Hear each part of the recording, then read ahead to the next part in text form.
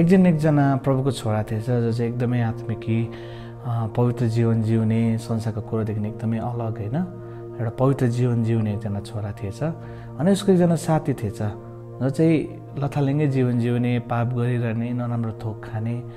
अनि यो साथीले चाहिँ यो क्रिस्चियन साथीलाई सोधेछ क्या, भनेछ क्या, साथी तिमी के बिना यति साह्रो पवित्र जीवन जिउनु खोजेको, सेन्सिटिभ भएको, यो हेर्दैनौ पनि, बोल्दैनौ पनि, केही गर्दैनौ पनि, भरे एक दिन तिमी मरेर गयो भने स्वर्गै छैन भने रिग्रेट होला है तिमीलाई, मैले इन्जोय गरेको भए पनि हुन्थेछ है भनेर भन्छ होइन। अनि यो प्रभुको छोराले दामी एन्सर दिन्छ कि उसको साथीलाई, साथी तिमी पनि इन्जोय गर्दैछौ, खाँदैछौ, हेर्दैछौ, लापरवाहीको जीवन जिउँदैछौ, तिमी पनि एक दिन मरेर जान्छौ, नरक साँच्चीकै छ भने भनेको छ क्या, तिमीलाई रिग्रेट हुँदैन, मैले राम्रो जीवन जिएको भए पनि हुन्थेछ भनेर भन्छ क्या। आज यो साँच्चीको घटना मैले एकजना पास्टर बाउले भन्नुभएको सुनेको। प्रिय, आज यसरी नै हामी जीवन जिइरहेको छौँ। धेरैचोटि स्वर्ग कसले देखेको छ, नरक कसले देखेको छ होइन, खाइसार कि लाइसार, मरेपछि लम्पसार भनेर भनाइ पनि छ नेपालीमा एउटा होइन। यसरी हामी जीवन जिइरहेको छौँ। तर वाट इफ तपाईँमा मरेर गयो भने, नरक साँच्चीकै छ भने, त्यो ठाउँबाट रिग्रेट गर्नु बाहेक अरू केही पनि हुँदैन। मैले कयौँ किताबहरू पढेको छु, गवाईहरू सुनेको छु नरकको। एभ्री विश्वासीले नरकमा तडपिँदै गर्दाखेरि येशू ख्रीष्टसँग रिक्वेस्ट गरेको छ, प्रभु मलाई एक दिनको समय दिनुहोस् न, मलाई फेरि पृथ्वीमा फर्काइदिनुहोस् न, म तपाईँको सेवा गर्छु, म पवित्र जीवन जिउँछु, म अब पाप गर्दिनँ। तर येशू ख्रीष्टले त्यति बेला आँखाभरि आँसु बनाएर भन्नुभएको छ, अब ढिलो भइसक्यो छोरा छोरी, अब ढिलो भइसक्यो, अब त पृथ्वी फर्किन सक्दैनस्, तँ जिउँदो हुँदा नै थियो तैँले राम्रो जीवन जिउनु पर्ने, अब नरकमा आएपछि तैँले मौका पाउँदैनस् भन्छ क्या। प्रिय, आज म तपाईँलाई भन्न चाहन्छु, प्रभुको वचनले पनि हामीलाई यो कुरो भनेको छ। उपदेशक 11:9ले, ए जवान मानिस, आफ्नो युवा अवस्थामा सुखी हौ, तेरो वयस छाउन्जेल सुखचेन गर, तेरो मन र आँखाले तँलाई बाटो देखाउन्, तर यो कुरा याद राख, यी सबै कुराको परमेश्वरले लेखा लिनुहुन्छ। 12:14मा यस्तो भनेको छ, किनभने हामीले गरेको हरेक काम असल होस् वा खराब होस्, हरेक गुप्त कुराको न्याय परमेश्वरले गर्नुहुन्छ।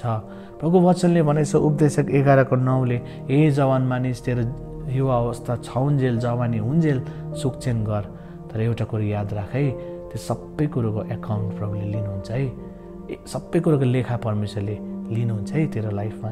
अनि 12:14ले भन्छ, चाहे त्यो असल होस् या खराब होस्, गुप्तमा गरेको पाप पनि एक दिन परमेश्वरको अगाडि छर्लङ्गै हुन्छ भनेर भनेको छ। त्यसकारण प्रिय, आज तपाईँले मैले के गरिरहेको छौँ, के हेरिरहेको छौँ, के बोलिरहेको छौँ, के सुनिराखेको छौँ, कस्तो लाइफस्टाइल जिइरहेको छौँ, त्यो सबै कुरोको एकाउन्ट प्रभुले एक दिन न्यायको दिनमा हामीबाट लिनुहुन्छ। के हामीसँग त्यो न्यायको दिनमा उभिएर परमेश्वरलाई भन्ने साहस छ है?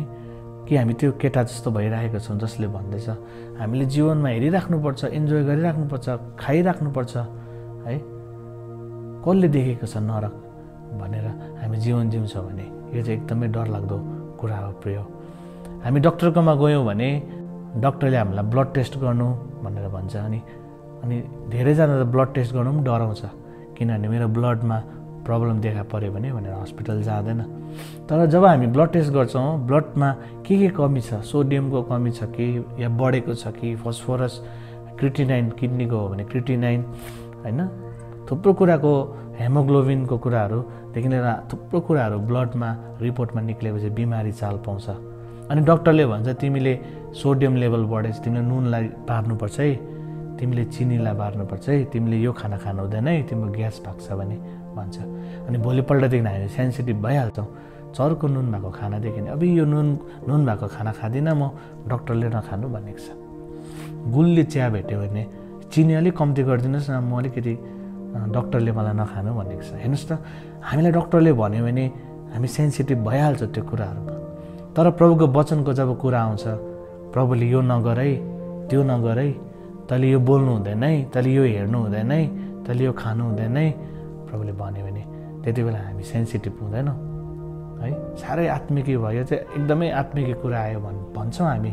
तर प्रिय, आज प्रभुको वचनले भनेको कुराहरू झन् कति डरलाग्दो अनि सेन्सिटिभ कुराहरू छ। केही दिन अगाडि म हस्पिटलमा थिएँ, हाम्रो पापा बिमार हुनुहुन्थ्यो, अनि हरेक दिन ब्लड टेस्ट हुन्थ्यो, भोलि के रिपोर्ट आउँछ होला भन्ने डर लाग्थ्यो। अनि ब्लडमा भोलि रिपोर्ट बढेको देख्थ्यो, कोही बेला घटेको देख्थ्यो।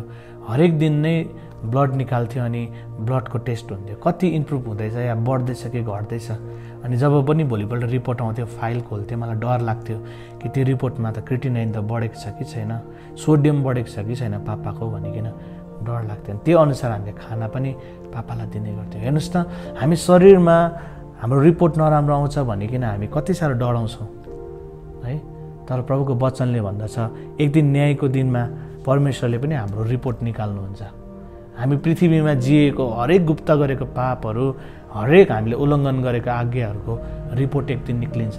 पृथ्वीमा मान्छेले एउटा ब्लडबाट त बिमारीको स्क्यान उनीहरूले गर्न सक्छ भने एक्सरेले स्क्यान गरिदिन्छ, अल्ट्रासाउन्डले भुँडीको स्क्यान गरिदिन्छ भनेपछि त्यो स्टोन भएको अल्ट्रासाउन्डले देखाइदिन्छ भने परमेश्वर स्वर्गमा हुने परमेश्वरले हामीलाई कस्तो डरलाग्दो स्क्यान गर्नुहुन्छ होला।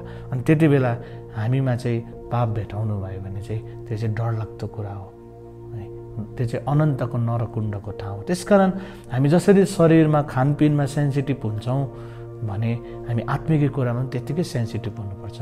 हामी के बोल्दैछौँ, के सुन्दैछौँ, के विचार गर्दैछौँ, हामी कस्तो खालको जीवन जिउँदैछौँ पृथ्वीमा, त्यो कुरो एकदमै अनन्ततामा म्याटर गर्छ प्रिय। त्यसकारण हामी त्यो केटाले भनेको जस्तो सुकै जीवन जिउ, नरक कसले देखेको छ, स्वर्ग कसले देखेको छ भनेको जस्तो होइन प्रिय। बाइबलले भन्छ एक दिन एकपल्ट मृत्यु अनि न्याय तोकिएको छ अनि हामी त्यो न्यायको आसनमा उभिनै पर्छ। अनि त्यो न्यायको आसनमा परमेश्वरले हामीलाई स्क्यान गर्दाखेरि चाहिँ हामीमा कुनै पनि कुरो नभेटाओस्, उहाँको यीशुको रगतले, उहाँको पवित्रता, उहाँको धार्मिकताले हामी धोएको छौँ भने, दिनहुँ पश्चातापको जीवन, पवित्रताको जीवन जिएको छ भने त्यस दिन हामी शर्ममा पर्ने छैनौँ।